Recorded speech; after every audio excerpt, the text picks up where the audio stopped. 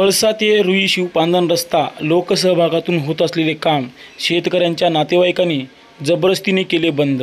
ते काम लवकरात लवकर सुरू करून देण्याची शेतकऱ्यांची मागणी।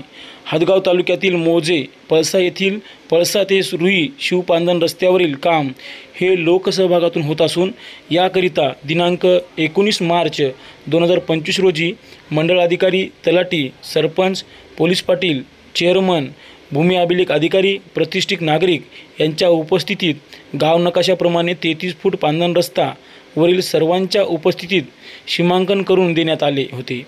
या पांधन रस्त्याची साफसफाई व नाली खोदकामाला देखील लोकसहभागातून सुरुवात झाली होती।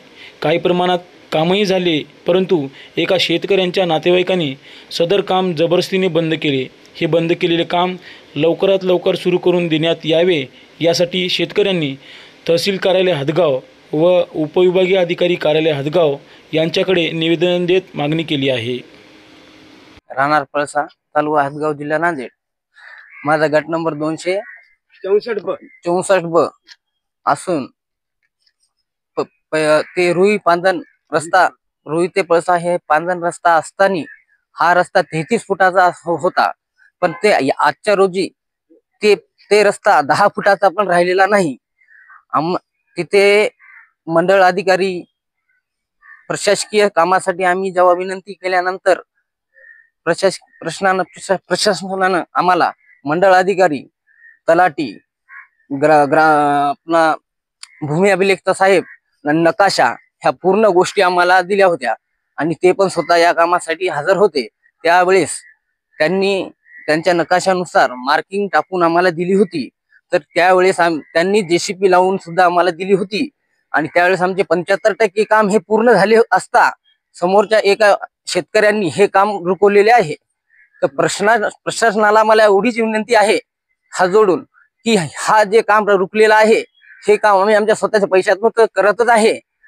याला तर पुढची मंजुरी भेटलेली पण आहे, पण आम्ही आम्हाला आत्ता जाण्यासाठी रस्ता सुद्धा नाही आणि त्या रस्त्यापासून आम्हाला ते जाऊ सुद्धा देत नाहीत आता। आणि या गोष्टीसाठी त्यांनी बाया तिथं उभ्या केलेल्या आहेत। यानंतर जे निर्णय तुम्ही घेसाल प्रशासनानं ते आम्हाला मान्य राहील आणि हा निर्णय लवकरात लवकर घेणे हा माझी आमच्या शेतकऱ्यांची विनंती। नमस्कार। माझं नाव कैलास पुंडलिक गिरी, माझा सर्वे नंबर 264 ब आहे। माझ्या शेताला जाण्यासाठी पळसा ते रुई हा पांधन रस्ता आहे। तरी संबंधित मंडळ अधिकारी, तलाठी आणि गाव पातळीवरचे पोलीस पाटील, सरपंच, गावचे काही प्रतिष्ठित नागरिक, मोठे माणसं यांनी येऊन चुना टाकून मार्किंग करून दिली। तरी बी हा संबंधित एक व्यक्ती लक्ष्मण